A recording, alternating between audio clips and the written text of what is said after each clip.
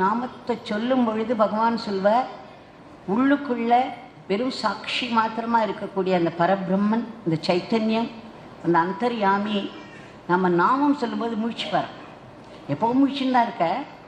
ஆனால் என்ன பண்ணுவார், நம்ம லைஃப்பில் அவர் பார்ட்டிசிபேட் பண்ண மாட்டார். எல்லாத்தையும் ஒரு சாட்சி மாத்திரமாக பார்த்துன்னு இருக்க. இல்லைன்னா இந்த உலகத்தில் ஏன் இவ்வளவு கிரைம்ஸ் நடக்குது, எத்தனை அக்கிரமங்கள் நடக்கிறது, எத்தனை அட்டூழியங்கள் நடக்கிறது.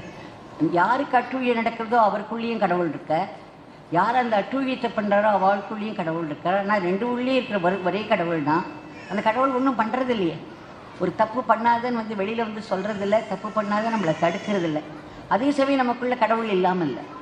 அப்போ அந்த கடவுள் எப்படி இருக்கார், வெறும் சாட்சி மாத்திரமாக இருக்கார்.